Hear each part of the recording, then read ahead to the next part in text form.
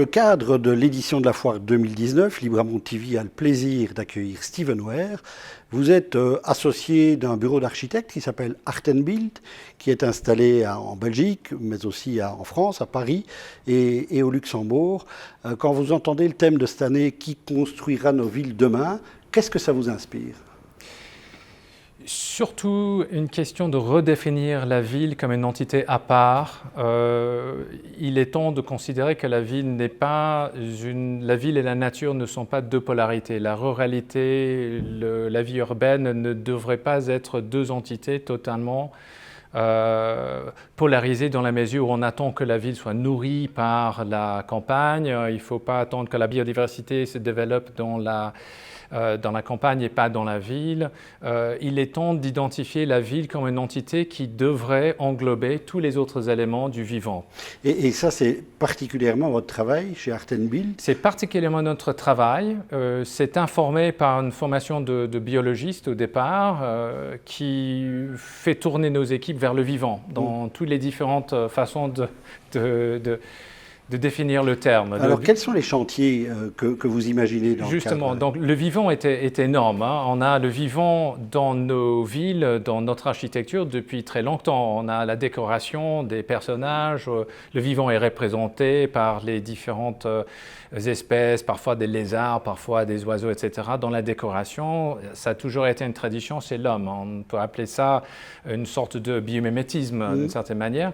Après, le vivant est prêt dans le cadre de la biodiversité, donc on n'est pas seul dans nos villes non plus, même si on a essayé de donner plus d'hygiène à nos villes par certaines périodes.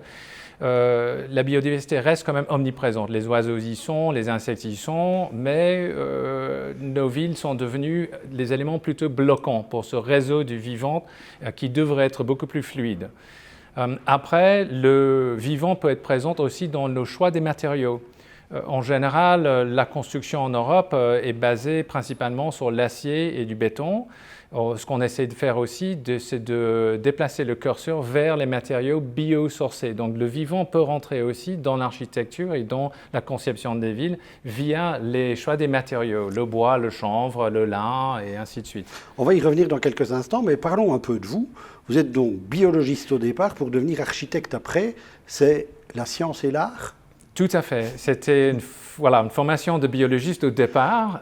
Après, quelque chose dans l'échelle et le regard de l'architecte m'intéressait beaucoup parce que... Qu'est-ce qui vous a plu ? Justement, il y avait une façon de jouer un tout petit peu à la nature. Dans la mesure où la nature va évoluer les choses en fonction d'un certain contexte, de certains besoins. Mais pendant très très longtemps. Avec l'architecture, on a cette capacité de créer quelque chose, mais dans un calendrier bien sûr beaucoup plus serré en fonction des besoins de l'homme aujourd'hui, demain, et dans un circuit court, on va dire, un circuit temporel très très court. Donc quelque part, le travail de l'architecte, c'est aussi de tisser les liens entre ces flux du vivant et de matérialiser quelque chose qui va correspondre à nos besoins. Mais au fond, c'est un travail biologique, je pense. Ouais. Il s'agit de trouver une façon de créer un abri à la bonne température, de créer des conditions avec la bonne lumière, la bonne qualité de lumière, et de faire en sorte que le confort de l'homme soit toujours au bon niveau. Tisser du lien, oui. C'est ça le cœur de votre mission ? C'est de créer des passerelles, justement. Pour revenir à votre question, est-ce que, entre la science et l'art, l'architecture se trouve un tout petit peu entre les deux. Parfois, en tant qu'architecte, on n'a pas envie d'entendre les chiffres des scientifiques parce que ça va écraser notre créativité. En même temps, on aime bien regarder le travail des scientifiques parce que ça nous révèle aussi les fonctions de la nature ou, dans le cas purement formel, ça ressemble à quoi, les couleurs, etc., mais aussi en termes de fonctionnalité. Qu'est-ce que ça fait, cette plante ? Comment est-ce que cet organisme se comporte ? Une fleur qui s'ouvre, ça peut être aussi une source d'inspiration. Donc en fait, le travail qu'on essaie d'encourager chez nous, notre pensée est basée sur la création des liens entre les sciences et l'art à travers l'architecture. Et vous y faisiez allusion il y a quelques minutes. C'est ce qu'on appelle le biomimétisme ? Oui, le biomimétisme est un vaste terme, mais c'est de se dire, oui, il faut s'inspirer davantage de la nature. On peut aussi considérer la nature comme une sorte de palette, toujours en arrière-plan. Pour nous, ce n'est pas un arrière-plan, c'est un vecteur d'innovation. L'échelle biologique scientifique est absolument vaste. Ceux qui étudient l'évolution des espèces va raisonner en termes de millions d'années. Donc nous, notre espèce, pour le moment, c'est juste une petite blip sur son écran. Il y a aussi le biologiste qui va regarder les choses du côté moléculaire, donc c'est quasiment l'instantané. Même nous, on n'aperçoit pas cette échelle-là. Et puis, il y a l'échelle un peu organismique qui est notre échelle. On est en train de parler, on entend les battements de cœur, etc. C'est autre chose. Il faut essayer de travailler, de faire en sorte que l'architecture puisse s'étaler un peu sur ces échelles, à la fois en termes de temporel, mais aussi spatial. Et ça, c'est difficile, parce qu'en général, le cycle de l'architecture, on a une commande, il faut dessiner et il faut construire. Point. Alors, quand on regarde le vivant, on essaie de travailler plus dans une échelle temporelle plus espacée. Et ça donne de la respiration et ça donne aussi une bonne raison de mettre en place les protocoles, les nouveaux protocoles, les nouvelles façons, les nouveaux paradigmes, parce que voilà, on a un changement, on a un défi énorme qui est le changement climatique, qui nous pousse à regarder bien plus dans l'avenir qu'on a l'habitude de faire. Alors, par rapport à ces changements climatiques auxquels vous faites allusion, on est ici à Libramont, c'est les démos forêts, c'est l'utilisation du bois. En vous écoutant ce matin à la conférence, j'ai l'impression que le bois, c'est l'idéal. Oui. C'est l'idéal. Je le propose comme une solution avec énormément de points forts par rapport à nos habitudes. Alors, notamment sur le plan environnemental, il y a le bilan carbone. Racontez-nous un peu. Alors, le bilan carbone, oui, je pense que si on peut résumer notre défi dans un mot, ça sera le carbone. Parce que, bien sûr, tout ce qu'on fait, toute notre activité va produire plus ou moins le carbone. Et c'est ce carbone-là qui est en train de menacer notre environnement.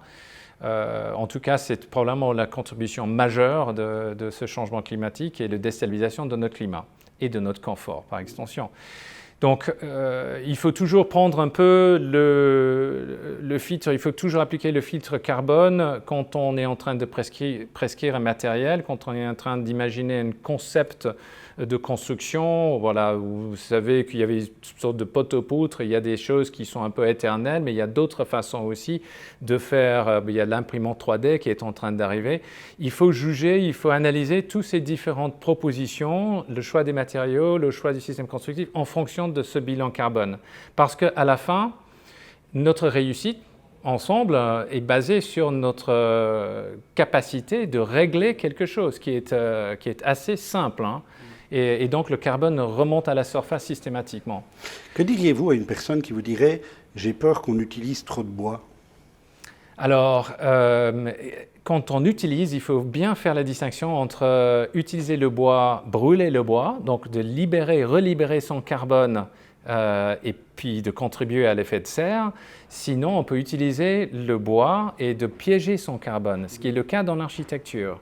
Quand on coupe un arbre et on le met en œuvre dans un bâtiment, on sait que ce bâtiment va rester, dans le cas de Notre-Dame, pour des siècles et des siècles et des siècles. Donc voilà, on crée un piège à carbone. Le bâtiment, même la ville, devient un piège à carbone. Donc je pense que dans le raisonnement global, c'est une bonne chose. Il faut néanmoins qu'en coupant l'arbre, on le fait de façon très responsable et donc on revient vers les modèles d'agriculture, d'exploitation pour qu'on puisse maintenir la biodiversité, le captage des eaux, la qualité des sols, etc., tout en créant justement les bioressources pour demain. Alors, au-delà de ces avantages purement climatiques et environnementaux, il y a toute une série d'autres avantages. Vous dites c'est rapide, c'est simple, c'est des équipes plus compactes, etc. Dites-nous un peu. Oui, c'est vrai que le bois a une multitude. Déjà, c'est très esthétique. Je pense qu'on a chacun notre préférence pour le bois. Ce que j'aime bien, c'est que quand on parle de bois, même les bois industrialisés, on associe toujours le bois avec une essence. Et cette essence, on l'associe toujours avec un souvenir. Quand on parle de malaise, on pense à la montagne, on pense au chalet, on pense à un vieillissement, on pense à une vie. Quand on parle des autres matériaux de construction, pour citer le béton et l'acier, rares sont les tendances où on caresse l'acier et on dit « ah ouais, ça vient de l'ouest de l'Australie ». Là, non, il n'y a pas ce rapport avec la matière qu'on a avec le bois. Le bois, c'est très riche. Il y a une association très, très, très profonde avec l'homme. ce qui pourrait être aussi appelé une sorte de biophilie. C'est un rappel de la nature. On a évolué avec la présence de ces éléments, de ces espèces vivantes autour de nous. On a toujours travaillé le bois pour faire notre abri et sa présence aujourd'hui nous marque, reste quand même un aspect plutôt positif quand on fait les analyses un peu sur le niveau de stress et sur le niveau de productivité, sur le niveau de le taux d'absentéisme. Il y a beaucoup d'études qui sont regroupés sous la rubrique biophilie ou biophilia, qui parlent justement de ce rapport avec la nature dont le bois fait partie. Bien-être, confort, Absolument. Quel est son défaut? Absolument. Le bois, quel est son... Il n'y en a pas. Quel est son défaut? Vous êtes aujourd'hui à Libramont. Je pense que... Alors, là, oui, pour mettre le chapeau sur le chapeau d'architecte de nouveau, c'est un métier où le risque est peu apprécié. Oui, le bois va vieillir. Oui, le bois va se patiner. Mais il faut accepter et encourager cet aspect parce que c'est la magnification du vivant quelque part. On est tous dans un cycle de vie. De dire que nos bâtiments ne doivent jamais être entretenus, ne doivent jamais vieillir, je trouve que c'est bien dommage. On a le droit de montrer son âge, hein. C'est un signe de respect. Le bois doit montrer son âge. Donc, je vois tout ce qui est considéré comme négatif pour le bois plutôt comme un élément positif, sauf qu'il faut le vendre comme ça, si vous voulez. Non, il y a quelque chose qui est quand même une petite contrainte, il faut le dire techniquement, c'est son manque d'inertie. L'inertie, c'est la masse. Donc, deux choses, l'acoustique et le thermique. Quand on a une température qui change de façon très importante dans la journée, la nuit, etc., normalement, on a besoin d'une masse thermique à l'intérieur d'un bâtiment, d'un édifice. Comme ça, on sait quand même contrôler les vagues, on n'a pas besoin d'injecter trop de climatisation et les autres matériaux, la pierre, hein, qui était utilisée traditionnellement justement pour cet effet, est plus performant que le bois. C'est-à-dire que l'enveloppe d'un bâtiment en bois doit être très performant. Donc ça veut dire qu'on déplace un tout petit peu le focus de notre conception sur la protection du bâtiment et pas sur son inertie. Et donc vous avez une solution? On a des solutions. Okay. Vous êtes arrivé à Libramont ce matin de Paris. Oui. Comment vous vous sentez à Libramont? Mais déjà, j'étais absolument ébloui par l'enthousiasme des gens de découvrir ce qui se passait ici. C'est la journée de l'ouverture ce matin. Donc il y avait un enthousiasme, les gens couraient, ils sortaient de leur voiture, ils couraient. Ça sentait très très bon, donc ce qui est toujours une bonne chose. On sait qu'on va passer une bonne journée ici parce que les odeurs sont géniales. Mais je trouvais qu'il y avait un buzz.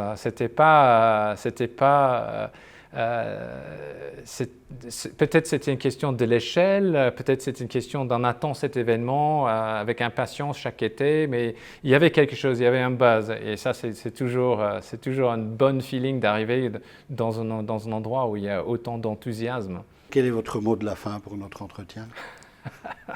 Vive le bois. Non, pensée carbone. Pensée carbone. Non, mais on est venu un peu pour présenter ça. Je sais que on partage les valeurs avec les organisateurs de l'exposition.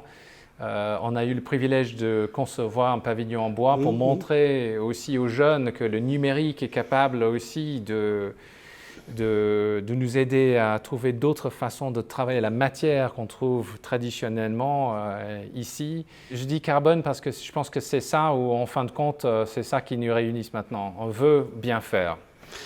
Eh bien, ça, merci de nous l'avoir redit.